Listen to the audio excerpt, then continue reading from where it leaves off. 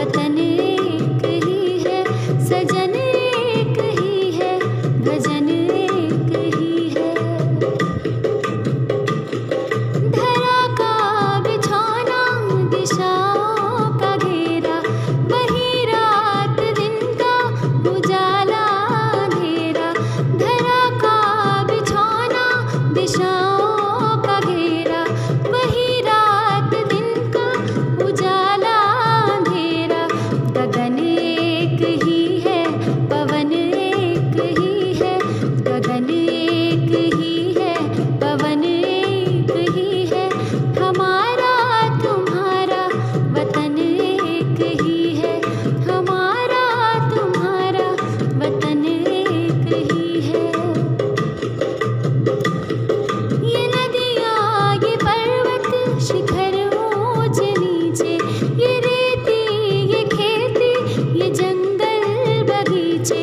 ये नदियाँ, ये पर्वत, शिखर ऊंच नीचे, ये रेती, ये खेती, ये जंगल बगीचे।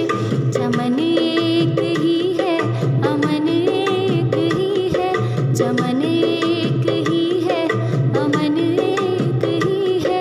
हमारा तुम्हारा वतन एक ही है, हमारा तुम्हारा वतन एक ही है।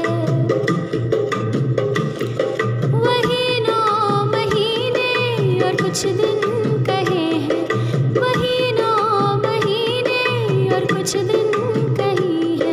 सभी अपने माँ के गर्भ में रहे हैं, सभी अपने माँ के गर्भ में रहे हैं। जन्म एक ही है, मरण एक ही है, जन्म एक ही है, मरण एक ही है। हमारा तुम्हारा वतन एक ही है, हमारा तुम्हारा वतन एक ही है। बताओ यहाँ क्या फर्क तुमने देखा, बताओ यहाँ फर्क क्या तुमने देखा। खींची है कहाँ पर विभाजन की रेखा, खींची है कहाँ पर विभाजन की रेखा। बदन एक ही है, वजन एक ही है, बदन एक ही है, वजन एक ही है। हमारा तुम्हारा वतन एक ही है, हमारा तुम्हारा वतन एक ही है। सजन एक ही है, भजन एक ही है। हमारा तुम्हारा वतन एक ही है, हमारा तुम्हारा वतन एक ही है, हमारा तुम्हारा वतन एक ही है। नमस्कार। आज का सुविचार, what the mind can conceive it can achieve. हम अगर किसी चीज़ की कल्पना कर सकते हैं तो उसे साकार भी कर सकते हैं। हमारा मन जो भी सोच सकता है और विश्वास कर सकता है वह प्राप्त कर सकता है। हमारे विचार हमारे जीवन को आकार देते हैं। अगर हम सोचते हैं कि कोई कार्य हम कर सकते हैं तो उस कार्य को करने के लिए हम अपना सर्वश्रेष्ठ लगाएंगे। वह समस्याओं से घबराए बिना आत्मविश्वास, दृढ़ संकल्प, कड़ी मेहनत से सफलता हासिल करेंगे। कहा भी गया है, जहाँ चाहा वहाँ रहा। धन्यवाद। सुप्रभात। आज का शब्द है क्वार्टर। QUARTER।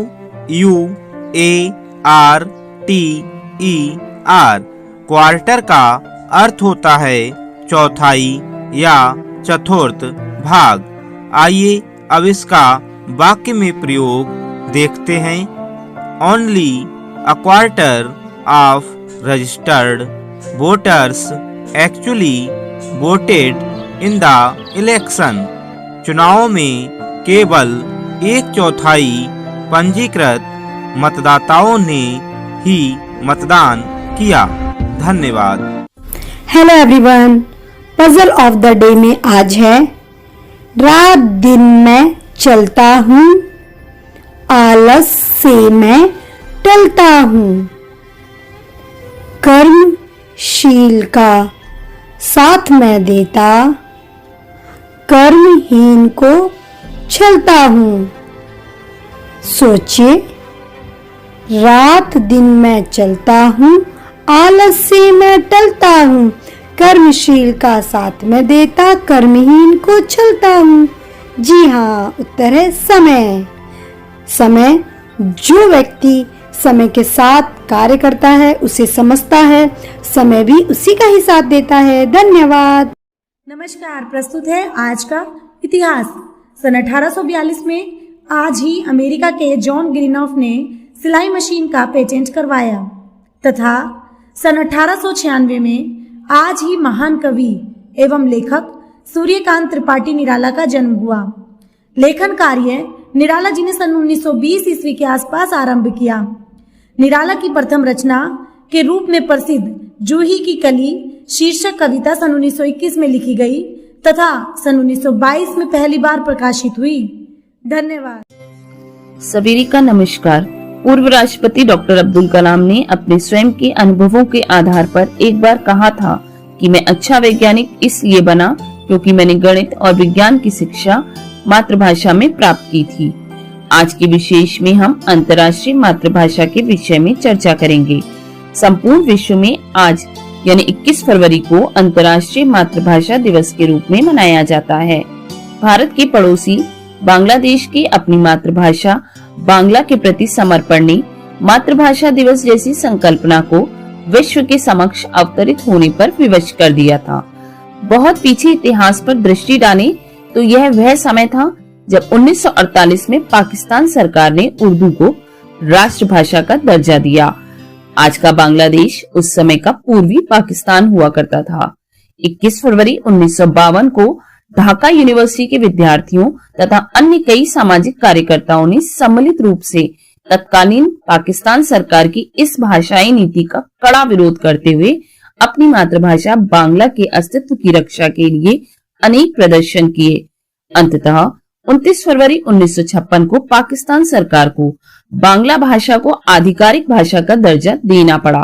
मातृभाषा विजयी हुई और इस तरह 1952 में भाषा आंदोलन के दौरान अपनी मातृभाषा के लिए शहीद हुए युवाओं की स्मृति में यूनेस्को ने 17 नवंबर 1999 में 21 फरवरी को अंतर्राष्ट्रीय मातृभाषा दिवस के रूप में मनाने की घोषणा की।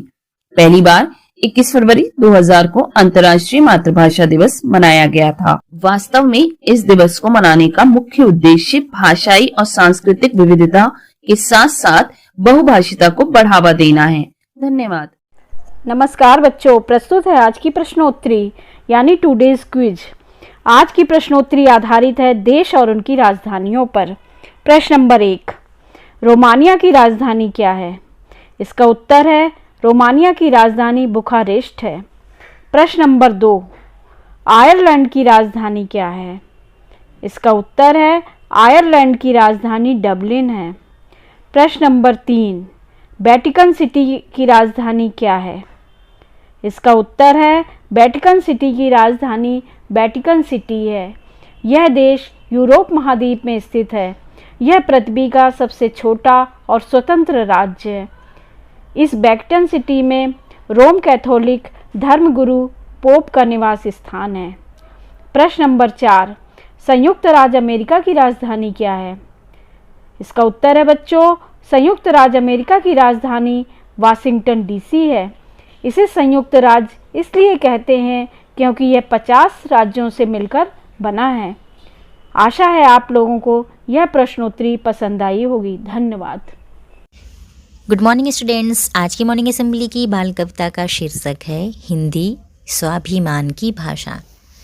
हिंदी स्वाभिमान की भाषा, उगते से विहान की भाषा, इसके भीतर बैठो देखो मीरा और रस खान की भाषा। नहीं मिटेगी अमर रहेगी घर आंगन जहान की भाषा, इसकी अपनी आन बान है भारत के गौरव की भाषा। शिक्षा और संस्कृति की धरोहर, युवा के सपनों की भाषा, चिरकाल तक जीवित रहेगी देवनागरी व्याकरण की भाषा। हिंदी स्वाभिमान की भाषा, उगते से विहान की भाषा, हिंदी स्वाभिमान की भाषा। सुप्रभात बच्चों, अब बारी है कहानी सुनने की। एक थी मैना, डैने फैलाकर उड़ती थी तथा मीठे बैन सुनाती थी। सुना आवाज़ ना, ये मैना की आवाज़ है। एक दिन वह मीना के खपरेल पर बैठी थी। एक शैतान लड़का उसे पकड़ने की तैयारी में जुटा था। तभी पास से गुजर रहे कैलाश ने उसे देख लिया। कैलाश नहीं चाहता था कि मैना को वह शैतान लड़का पकड़े, इसलिए कैलाश ने एक ढेला मैना की ओर उछाल दिया, जिससे मैना उड़ गई और उसकी जान बच गई। बच्चों, ये कहानी तो बहुत छोटी सी है, पर इसमें सीख बहुत बड़ी मिलती है। इस कहानी से हमें यह सीख मिलती है कि सभी जीवों पर दया करना चाहिए। जीव जंतुओं की रक्षा करना हमारा दायित्व है। हमारी प्रकृति में पाए जाने वाले विभिन्न जीव जंतु एक दूसरे पर निर्भर हैं और सबका पर्यावरण में अपना स्थान है। अतः हमें सभी जीवों की रक्षा करना चाहिए, किसी भी जीव को मारना नहीं चाहिए। आज के लिए इतना ही, धन्यवाद। नमस्कार। आज मोटिवेट और सेल्फ का विषय है प्रकृति का न्याय या अन्याय। आज हम आपसे एक बड़ी रोचक घटना शेयर करने जा रहे हैं, जिस पर अपने विचार अवश्य साझा करें। एक प्रशिक्षण के दौरान हमारे समूह ने एक चार्ट पर चित्र कहानी का निर्माण किया। इस चित्र में एक बाग में दो बच्चे जाते हैं।